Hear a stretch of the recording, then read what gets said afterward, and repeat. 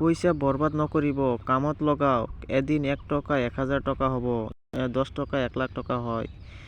2017 চনৰ এটা বিটকইনৰ আজি 40 লাখ টকা দাম।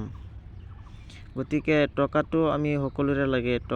টকাৰ কাৰণে আমি আমাৰ জীৱনটো বৰবাদ কৰি আছোঁ। কোনোবাই জানিছিল নেকি যে 7 টকাৰ বিটকইন 40 লাখ হ'ব?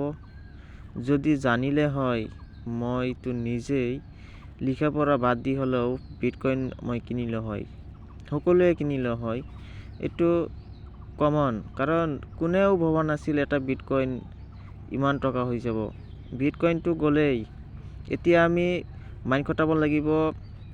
যিমান দিন গৈ আছে সিমানেই আমি ডিজিটেল জামানাত গৈ আছোঁ।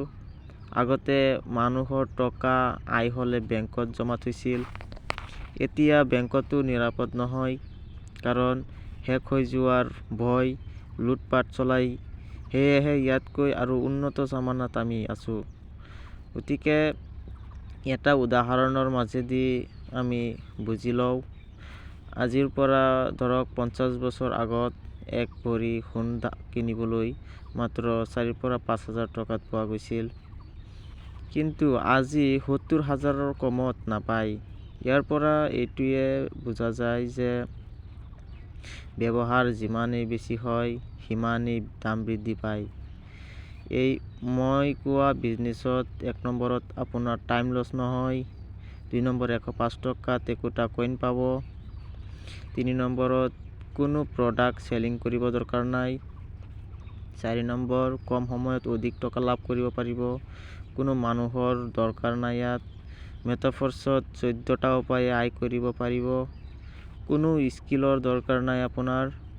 প্ৰজেক্ট ডিচেণ্ট্ৰেলাইজ হয়, কোনো কাম কৰিব ইয়াত নালাগে। মই আপোনাক শিকাই দিম সম্পূৰ্ণ। এই আটাইখিনি সুবিধা থকাৰ পিছতো যদি কোনোবাই এই বিজনেছখন কৰিব নোৱাৰে, তেনেহ'লে আৰু মোৰ একো কৰিব লগা নাই। কাৰণ মই সম্পূৰ্ণ আপোনালোকক এই বিষয়ে সম্পূৰ্ণ সুবিধা দিছোঁ। মই আপোনাক টকা নষ্ট কৰিবলৈ কিন্তু নিদিওঁ। মই কম সময়ত অধিক টকা উপাৰ্জনৰ বাবে মই আপোনাক ছাজেষ্ট কৰি আছোঁ। গতিকে বাকীখিনি আপোনাৰ নিজ দায়িত্বত বা ইচ্ছা, আপুনি উপাৰ্জন কৰিবলৈ মোক পৰামৰ্শ ল'ব পাৰে। গতিকে মোৰ এইখিনি সময় দিয়াৰ বাবে আপোনাক অসংখ্য ধন্যবাদ। Thank U.